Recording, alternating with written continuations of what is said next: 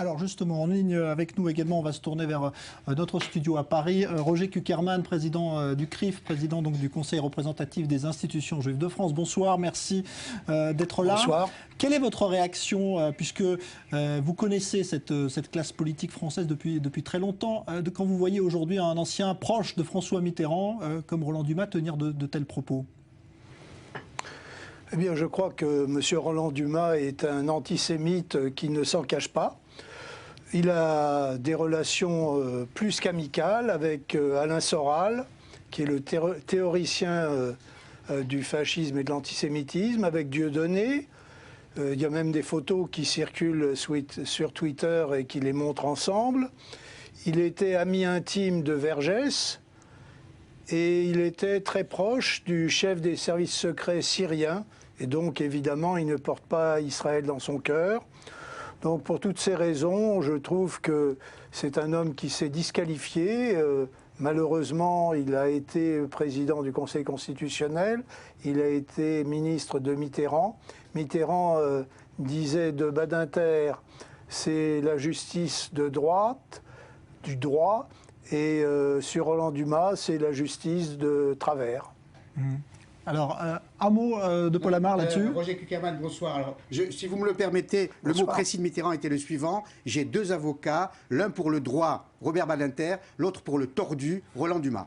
Voilà, c'est la phrase de... C'est mieux dit, merci. Voilà. Alors, Roger Kuckerman, aujourd'hui, François Hollande, Emmanuel Valls d'ailleurs, ont réaffirmé l'attachement de la France aux Juifs de France, aux Juifs français, parce qu'il y a eu encore une fois des propos de Benjamin Netanyahou, le Premier ministre israélien, qui les incite à rejoindre Israël parce que pour lui, le danger est trop important aujourd'hui. Est-ce que vous avez l'impression qu'on franchit un cap, là encore, ou est-ce qu'il faut garder confiance en la France ? Je crois que le Premier ministre israélien est dans son rôle de Premier ministre d'Israël d'inciter les Juifs du monde entier à venir rejoindre Israël. Le rôle du Premier ministre français et du Président de la République, c'est de dire vous êtes des Français juifs, vous devez rester dans ce pays qui est votre pays et il faut combattre ensemble toutes les oppositions qui peuvent se présenter. Donc chacun est dans son rôle, mais de toute façon, je pense que ceux qui sont candidats à l'ALIA ne s'embarrassent pas de ce que disent les uns ou les autres. Ils décideront en fonction de la situation des Français juifs. Alors, je voudrais qu'on revienne et rester avec nous encore un instant, Roger Kuckerman, rapidement sur ce qui s'est passé à Copenhague aujourd'hui, suite de l'enquête sur les attentats terroristes. On va avoir les derniers éléments tout de suite avec Leslie Rezoug. Il est à la une de tous les journaux au Danemark. Omar El Hussein, un jeune de 22 ans d'origine palestinienne, serait l'auteur de la tuerie du centre culturel et de la synagogue de Copenhague. Habitant du quartier populaire de Nørrebro, il avait un profil de délinquant radicalisé. Pendant des années, il a sévi au sein d'un gang de jeunes voyous. Violence, délits en tout genre, intimidation. Omar El Hussein avait fait un séjour en prison dont il était sorti il y a 2 semaines à peine. Après l'attaque et au terme d'une traque de plusieurs heures, il a été abattu par la police dimanche dans son quartier de Nørrebro. Et les enquêteurs tâchent désormais de faire la lumière sur le déroulement des événements. Après avoir tué Finn Nørgaard, Omar El Hussein tire ensuite sur 3 policiers, puis s'enfuit à bord d'une voiture qu'il abandonne 2 kilomètres plus loin. Grâce aux vidéos de surveillance, la police reconstitue son itinéraire et fouille un cybercafé dans lequel il avait ses habitudes. Il aurait aussi bénéficié d'aide de complices. Ce lundi, 2 hommes ont été inculpés et déférés devant le juge. Ils sont accusés d'avoir aidé l'auteur des 2 meurtres et des 5 tentatives de meurtre. C'est de cela qu'ils sont accusés pour le moment.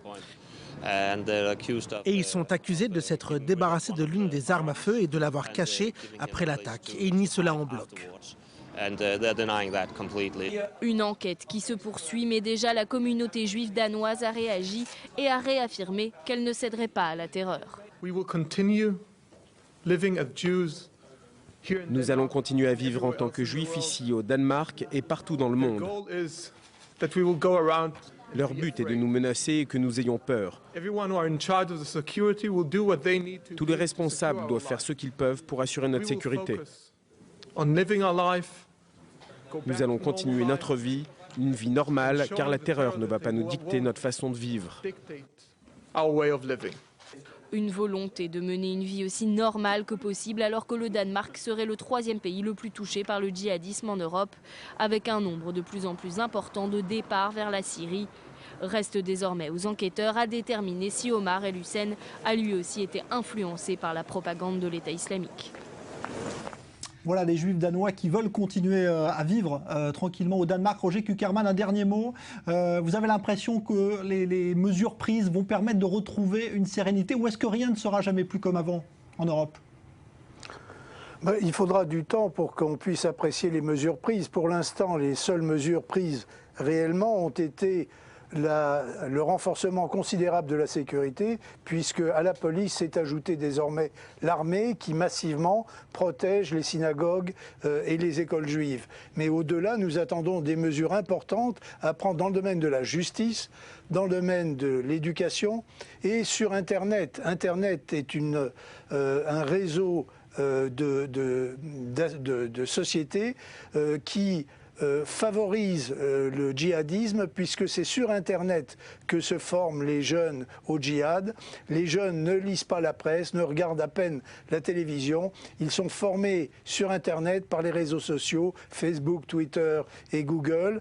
Et c'est contre ce phénomène où ces réseaux sociaux sont finalement les complices du djihadisme qu'il faut travailler. J'espère que le gouvernement français, en liaison avec les autres gouvernements européens et espérons-le avec les États-Unis, arriveront à faire en sorte que Internet cesse d'être le complice du djihadisme. Merci Roger Kuckerman, président du CRI, vous étiez en duplex de Paris. Paul Amar, un dernier mot. Vous avez l'impression que les Juifs de France vont pouvoir continuer à rester en France? Ou est-ce qu'il va y avoir justement réponse à l'appel de Netanyahou? Je suis plutôt inquiet, pour être tout à fait honnête. Quand j'ai présenté ce livre avant les attentats de janvier, souvent on me disait « Est-ce que vous n'êtes pas un peu trop sombre ?» Et je répondais systématiquement « Je voudrais tant me tromper ». Puis il y a eu ces 3 jours noirs, 7, 8 et 9 janvier, qui me rendent inquiet pour la suite, parce que la pression est très forte. Parce que les islamistes, on donne souvent une dimension, une connotation religieuse à cette affaire. Non, c'est un combat politique. Enfin, le mot a été prononcé depuis le 7 janvier. Il a fallu l'assassinat tout de même de policiers et de journalistes pour qu'enfin la France, en quelque sorte, comprenne la gravité du mal et découvre la véritable nature de cet islamisme-là qu'on dit radical, barbare, sanguinaire et totalitaire. Merci beaucoup Paul Amar. Blessure, c'est publié chez Talandier, c'est votre ouvrage. Merci d'être venu en parler dans ce studio. Merci à vous. Dans un instant, page spéciale, élection Israël. A tout de suite.